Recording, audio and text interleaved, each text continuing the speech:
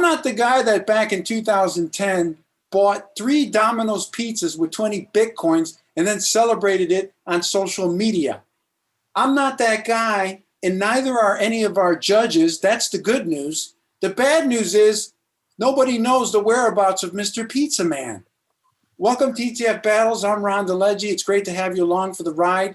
Today's face-off is an inflation grudge match. It's going to be the Grayscale Bitcoin Trust, that's GBTC, versus the iShares TIPS Bond ETF, that's TIPS. TIPS, by the way, is an acronym for Treasury Inflation Protected Securities. And we all know that inflation poses a very serious threat, a perennial threat to our buying power. So the question is, what's the better way to defend or hedge against inflation? Is it Bitcoin or is it TIPS? Before our judges weigh in, I want to give a shout out to Mary May and Chris Johnson, who both say they love ETF Battles. Well, we love you guys back, and it's great to have you watching the program. We also have a new weekly show called the Portfolio Report Card, where I analyze and grade your investments, your IRA and 401k plan, and other investments. And so please drop by and make sure that you watch the program and tell us how you're enjoying it.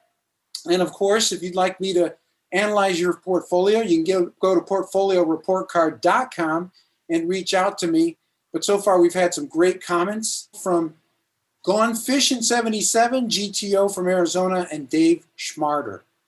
So helping us to judge today's grudge match, this is an inflation grudge match, is David Kreinces with ETF Portfolio Management and Mike Akins with ETF Action. Guys, it's great to see you again. Thanks for having me, Ron. Thanks, Ron. Good to see you. So as you can see, my battle scorecard is blank. That means it's ready. We're going to drill down with these 4 battle categories: cost, risk, performance. Then our mystery battle category, where you judges get to pick that one factor or multiple factors that you feel are crucial to today's battle. Each of you will have 30 seconds to pick GBTC or TIPS. At the end of the show, we'll declare an overall final winner. And let's begin with Mike. Mike, we're going to start with the cost category. You've got 30 seconds. Go. No brainer. You can get TIP for, I think it's less than 15 basis points, less than 10 basis points. GBTC as a trust charges a very healthy management fee. I think it's upwards of 2%.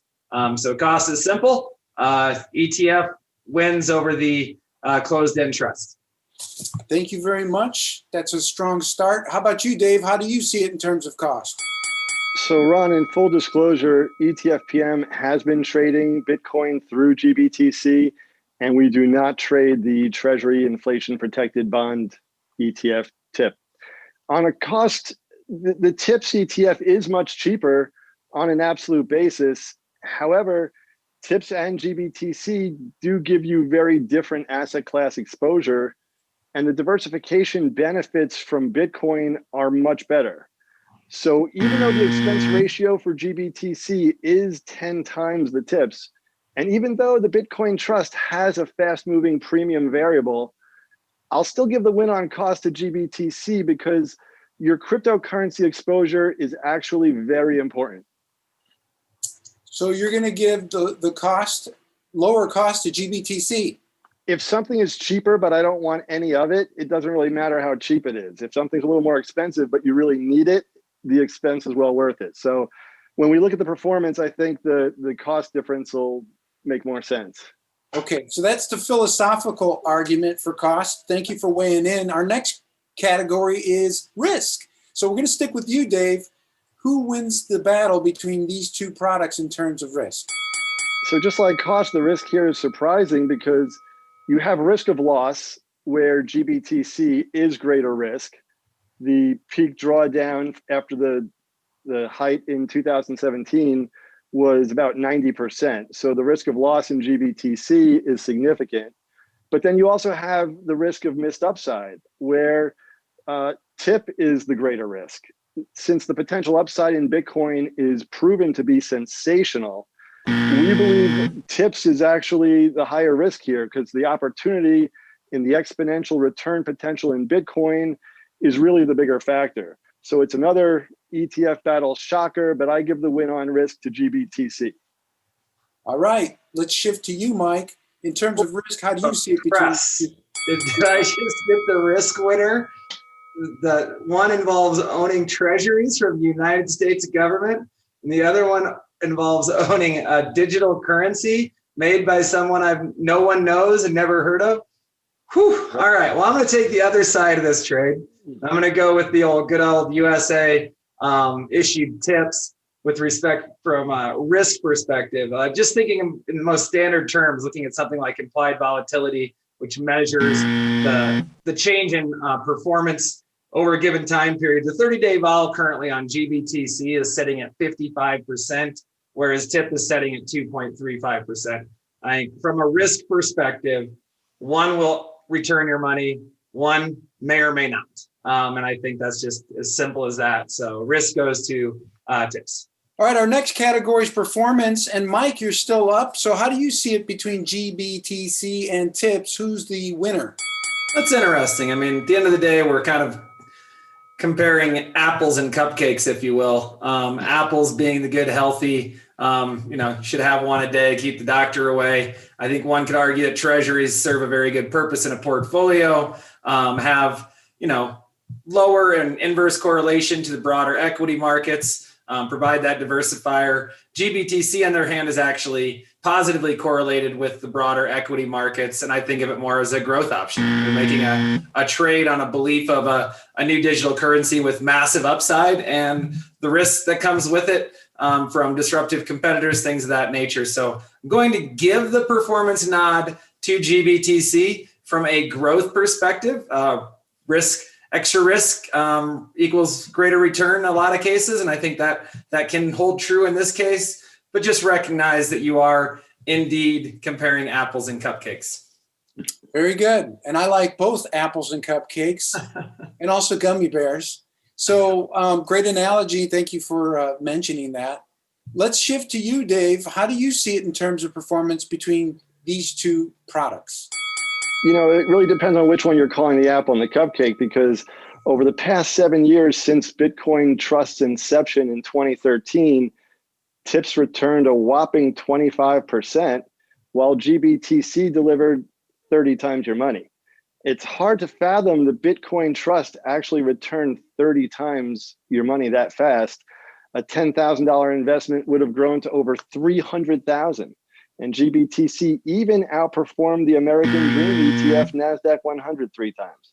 So this battle highlights the extraordinary growth momentum in cryptocurrencies. And the win here easily goes to GBTC on record-breaking performance. Very good. Now our next category is the mystery battle category. Now, this is where our judges can pick that one factor or multiple factors that they feel are important to this particular battle. Dave, you're still up. What's your mystery battle category and who wins it? So portfolio weighting, as usual, is my mystery category because it's incredibly important. At ETF PM, we actually allocate between 1 and 20% of client exposure in cryptocurrencies, depending on the strategy. And we rarely consider allocating to tips at all. And when we do allocate to fixed income, it's mainly for equity crash protection. And for that purpose, we prefer long-term treasury bonds. So for position weighting, I give the win to Bitcoin Trust, GBTC. Thank you. And how about you, Mike? How do you see it in terms of your mystery battle category? What is it and who wins it? I'm going to go off script here a little bit with my mystery category and just ask a general question. Why is there not a Bitcoin ETF? This is ETF Battles. There's no better way to track an asset class, whether it's a single asset class or multiple securities inside of an ETF. The markets will create efficiencies. The market makers will create efficiencies. You won't have to pay through the nose to get access to it. It won't trade with a premium and discount. So I simply say there is no winner here. It's a loser. And the loser is the investors who don't have the option to trade Bitcoin in an ETF. Yeah, and I think that's important that you mentioned that because GBTC tracks a basket of Bitcoins, right? And it trades at premiums and discounts. Those operational functions are very different than what you're talking about, Mike. Yep, nope, it's really unique to me that I can trade, 2 times inverse VIX or 3 times inverse natural gas or 5 times whatever. But I can't trade a Bitcoin ETF. Not saying it's the right investment for everybody, but that's for the investors to decide. And the idea is to provide access to investors in the most efficient process possible. And I don't see how that's not via an ETF as it comes to Bitcoin, as it is with so many other asset classes. So we're going to give our judges one final opportunity to weigh in on their overall battle winner. We're going to start with Dave, and then Mike, you'll be after Dave. So Dave, what's your overall battle winner, or who is, between these two products, GBTC and TIPS? Sure, Ron. To recap, Bitcoin has been one of the greatest wealth creation opportunities of all time.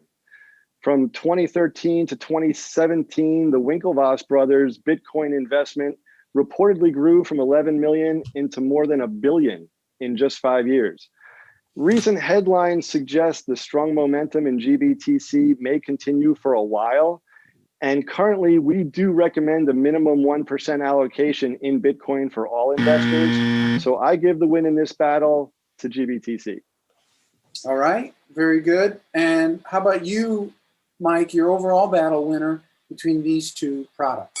That's an interesting summary that Dave provided, and I don't disagree with it. But I would remind people that back in the early 1600s, tulips would have been one of the best investments, greatest wealth creations one could have done, as long as they got out at the right time, right? So we can always find examples of great wealth creations and play Monday morning quarterback. At the end of the day, different asset classes, different strategies. It's all about building a diversified portfolio. I could make an argument to put both of these in a portfolio, but just recognize they're very, very different structures. I'm not a huge fan of TIPS currently. I'd rather own just straight up treasuries. But from an overall, what belongs in a core portfolio, I'm giving the nod to TIPS or treasuries and GBTC. If you're a bigger risk taker and you have the wherewithal, you've already built out your core to add to it, then I think Bitcoin's a very interesting trade. And GBTC right now is an interesting way is one way to get access to it. So I got to give it a split decision. I know how you love those, Ron, but they're just two very different vehicles here. So I can't do an outright winner. So it's apples and oranges that we're comparing here. They are quite different. But I also think that this is a philosophical battle because really, you think about Bitcoin. First of all, there's a finite number of Bitcoin, right? It's a maximum supply of, I think, 21 million coins. And that's according to the last time I checked. But that's not necessarily the case with fiat currencies or with bonds, which can be issued on an unlimited supply. So you have that. Then also you've got the macro argument. We've got exploding U.S. government debt. We've got another round of coronavirus stimulus in the trillions coming. We've got a weaker dollar and probably higher U.S. income tax rates in the future to pay for all this, which I think is supportive of higher Bitcoin prices, higher anything that's got a finite number, probably precious metals, investors seeking safe havens to protect their wealth. And so this is really a philosophical battle when you think about it. How do you guys see it? Go ahead, Ron. I think Ron's afraid of another split decision.